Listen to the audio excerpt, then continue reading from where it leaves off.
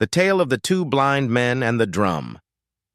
In a small village nestled between rolling hills and vast fields, there lived two blind men who were well known for their friendship and their occasional quarrels.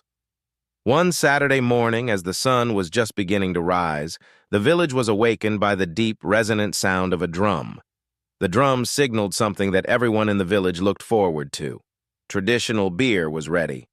I was up early that morning and, like many others, was drawn to the sound of the drum. The idea of sharing a drink with friends was too good to pass up, so I quickly made my way to the place where the beer was being served. It was 6 a.m., and the village was already buzzing with excitement.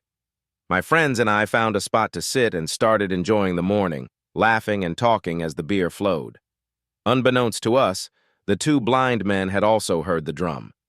They hurried out of their homes, eager to join the festivities. One of them led the way with a stick, carefully tapping along the ground to avoid obstacles. The other followed closely behind, carrying a small drum. The drum served a dual purpose.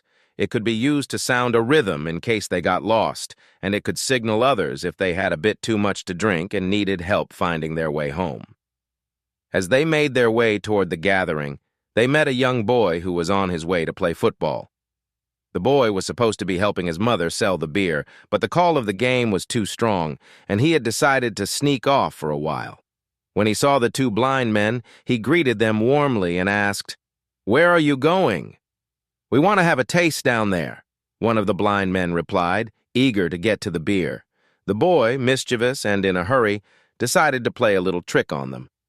"Here's some money for the beer," he said, pretending to hand over coins. The blind men, thinking they had received the money, thanked him and continued on their way, none the wiser. When they finally arrived at the beer gathering, they found a spot and sat down, enjoying the welcoming treat of free beer offered to all guests. After about 40 minutes, their cups were empty, and it was time for someone to buy the next round. Each of the blind men sat quietly, waiting for the other to make the move.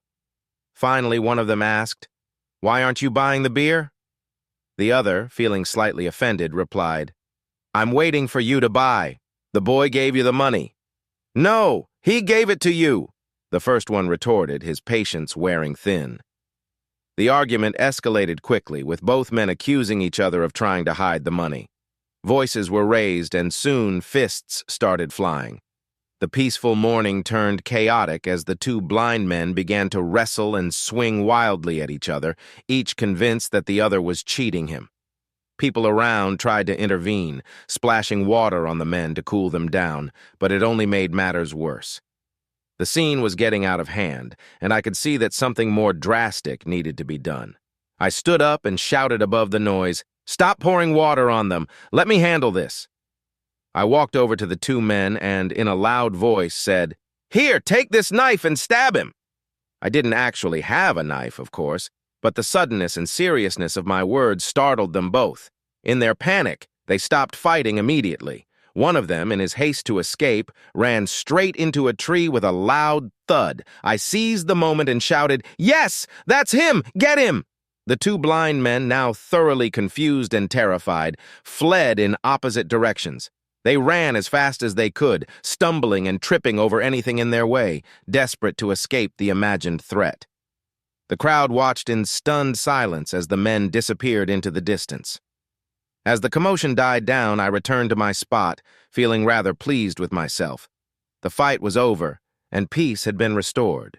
Though the blind men might have been a bit lost, it didn't really matter. I had stopped the fight in my own way, and that was enough for me.